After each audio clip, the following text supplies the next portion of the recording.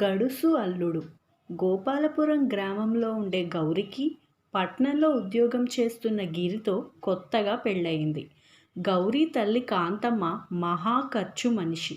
అక్కరలేని వస్తువులు కూడా బోలెడు డబ్బులు ఖర్చు పెట్టి కొని దాచుకోవటం ఆమెకి అలవాటు.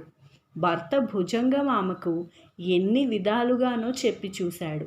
ఆమెలో ఎటువంటి మార్పు రాలేదు. పైపెచ్చు ఆమె చాలా పనులు భర్తకు తెలియకుండా చేస్తుండేది. గౌరీని కాపురానికి పంపిస్తూ కాంతమ్మ, ఉసే వెర్రిమొహందానా, ప్రతిదీ మొగుడుతో మొరపెట్టుకోకు. ఆడవాళ్లను అడ్డుకోవటమే పనిగా పెట్టుకుంటారు వాళ్ళు. అందుకే మనం చాలా పనులు మగవాళ్ళ చెవిని వెయ్యకుండా చేసుకుంటూ పోవాలి అంటూ కూతురికి నూరిపోసింది. తరువాత ఆమె సామాను లెక్క చూస్తున్న గిరితో, చూడల్లుడు, మీ మామకు ఒక అచ్చటా ముచ్చటా తెలీదు. పెళ్ళైన రోజు నుంచి అత్తరు తెమ్మని పోరు పెడుతున్నాను. ఈనాటికి తేలేదు. పట్నంలోని దుకాణాల్లో రకరకాల అత్తర్లు దొరుకుతాయట. పండక్కి వచ్చేటప్పుడు గులాబీ అత్తరు తీసుకురా అన్నది. గౌరీ కల్పించుకుని అడిగింది తీసుకురాని భర్తతో, మా అమ్మ కాబట్టి ఇన్నాళ్ళు కాపురం చేయగలిగింది. ఇటువంటి కాపురం పగవాళ్ళకి కూడా వద్దు అన్నది పైట చెంగుతో కన్నీళ్లు తుడుచుకుంటూ.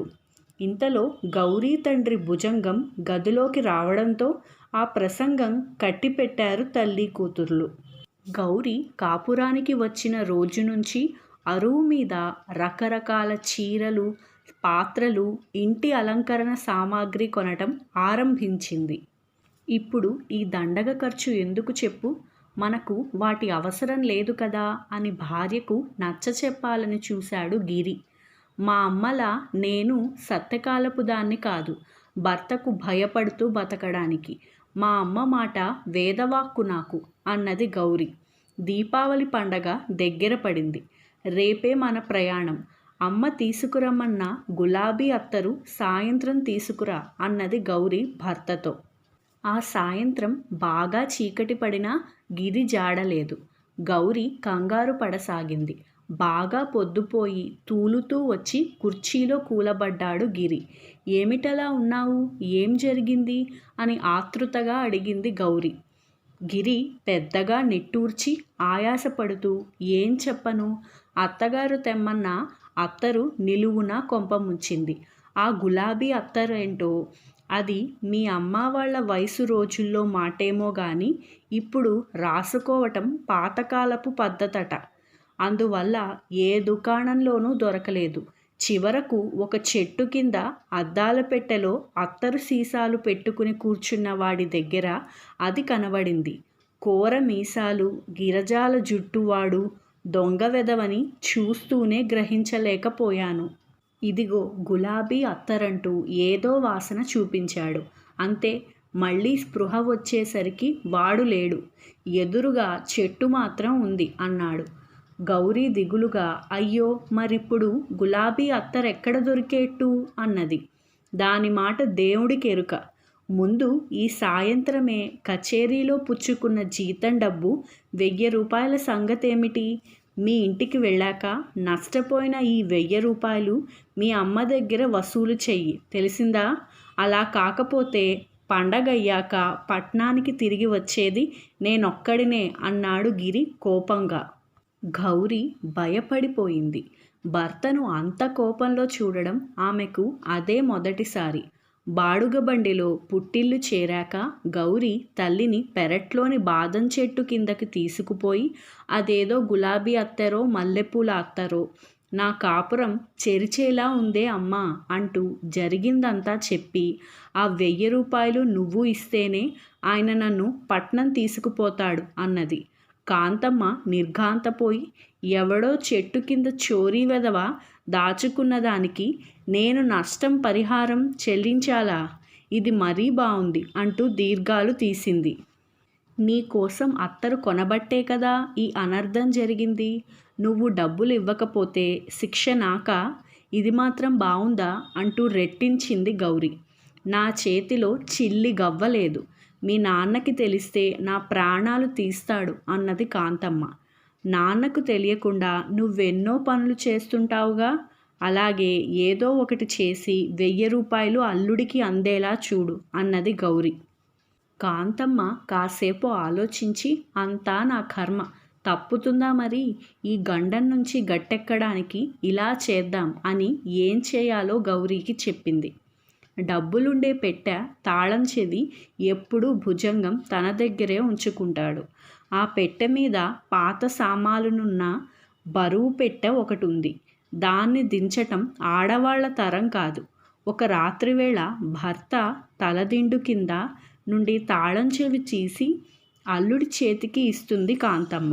గిరి చడీ చప్పుడు లేకుండా సామాలున్న పెట్టె దించి డబ్బున్న పెట్టెలోంచి 1000 రూపాయలు తీసుకోవాలి. అత్తా భార్య చెప్పిందంతా విని గిరి ససేమీరా తాను దొంగతనం చెయ్యనన్నాడు. ఇందుకు కాంతమ్మ విసుక్కుని, అల్లుడు, అట్టే బస్తీ బడాయిలు పోకు, ఇది దొంగతనం ఎలా అవుతుంది? నీ పోయిన డబ్బు నువ్వు తీసుకుంటున్నావు, దీన్ని దొంగతనం అని బుద్ధున్నవాడెవ్వడు అనడు అన్నది. ఆ మాట నిజమే అని గిరి తలాడించాడు. కాంతమ్మ పథకం ఏ అవాంతరాలు లేకుండా సఫలమైంది. తెల్లవారు పండగ. ఉన్న నగలన్నీ అలంకరించుకుందామని కాంతమ్మ పెట్టె తెరవమని భర్తను పురమాయించింది. పాత సామానులున్న బరువు పెట్టెని దించి డబ్బు పెట్టె తాళం తీశాడు భుజంగం. లోపల నగల పెట్టెలు చెల్లాచెదురుగా పడి ఉన్నవి. వాటిల్లో ఒక్క నగ కూడా లేదు. అది చూసి కాంతమ్మ కెవ్వుమన్నది. మూసిన పెట్టె మూసినట్టుగానే నగలన్నీ ఏమైపోయాయి అన్నాడు భుజంగం ఆశ్చర్యంగా. ఇదంతా కోరి తెచ్చుకున్న ఆ పట్నం కుర్రాడి పని అని కాంతమ్మ పెద్దగా కేకలు పెడుతూ గిరి ఉన్న గదిలోకి వెళ్ళి, ఇదేమైనా మర్యాదైన పనేనా? అత్తగారి నగలు దొంగలించటం గోహత్యతో సమానమని తెలీదా? అది పండగ పూట. ఏవి నా నగలన్నీ నా కళ్ళ ముందు పెట్టు, లేకపోతే కళ్ళు తిరిగి పడిపోగలను అన్నది. గిరి అమాయకంగా ముఖం పెట్టి, అల్లుణ్ణి పండగకి పిలిచి దొంగతనం అంటగడతారా? ఇదేమైనా ఈ ఇంటి మర్యాద? ఒక్క క్షణం కూడా ఇంట్లో ఉండను అన్నాడు కోపంగా. ముందు నా నగలన్నీ ఇచ్చి నీ దారిన పో. పెట్టె తెరిచి 1000 రూపాయలు తీసుకోమంటే నగలు కూడా దోచుకుంటావా అన్నది కాంతమ్మ కళ్ళనీళ్లతో. నన్ను పెట్టె తెరిచి 1000 రూపాయలు తీసుకోమన్నారా? అంతా కట్టు కదా అన్నాడు గిరి. భుజంగం కల్పించుకుని, కాంతం కాస్త ఒళ్ళు దగ్గర పెట్టుకుని మాట్లాడు. గిరి దొంగలా పెట్టె తెరిచి డబ్బు నగలు ఎందుకు తీసుకుంటాడు అని అడిగాడు. నన్ను క్షమించండి అంటూ కాంతం భర్త పాదాల మీద పడి జరిగిందంతా చెప్పింది. భుజంగం ఆమెను ఓదారుస్తూ, నీ నగలు ఎక్కడికి పోలేదు కాంతం, ఇదంతా నేను అల్లుడు కలిసి ఆడిన నాటకం. ఈరోజు నువ్వు అల్లుణ్ణి పట్నం నుంచి అత్తరు తీసుకురమ్మన్న విషయం పక్క గదిలో ఉన్న నేను విన్నాను. ఈ వయసులో అత్తరుతో నీకేం పని అని అడిగి నిన్ను చిన్నబుచ్చ తలచలేదు. భర్తకు తెలియకుండా అతి గోప్యంగా అర్థం పర్థం లేని పనులు చేయటం ఎలాంటి అనర్థాలకు దారితీస్తుందో తెలియచెప్పటానికే నేను అల్లుడు ఈ నాటకం ఆడాం. ఇదంతా ముఖ్యంగా నీ చెప్పు చేతల్లో నడుచుకుంటున్న అమ్మాయి కళ్ళు తెరిపించడానికి చేసినవి. దీనికంతటికీ సూత్రధారి అల్లుడు గిరి. మొత్తానికి మన అమ్మాయి గౌరీకి ఇంత ఇంగిత జ్ఞానం నేర్పగల గడుసు అల్లుడు అన్నాడు. గౌరీ సిగ్గుతో తల వంచుకున్నది. కాంతమ్మ ఉక్రోషంగా భర్తతో, ఇంతకాలానికి నాకు బాగానే బుద్ధి చెప్పారు, అయినా ఈ కాస్త విషయానికి అంతసేపు మాట్లాడాలా అన్నది. భుజంగం తృప్తిగానే నవ్వుకున్నాడు.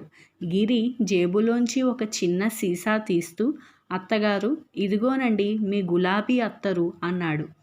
అదేదో గౌరీకివ్వు అల్లుడు, నేను తీసుకుంటే ఇంకా బుద్ధి కుదరలేదని మీ మామగారు మళ్ళీ ఇంకో నీతి శతకం వల్లె వేయగలరు అన్నది కాంతం.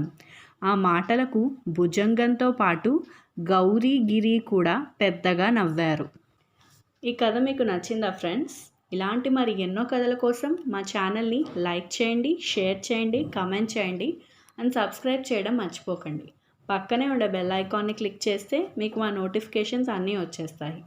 Thank you.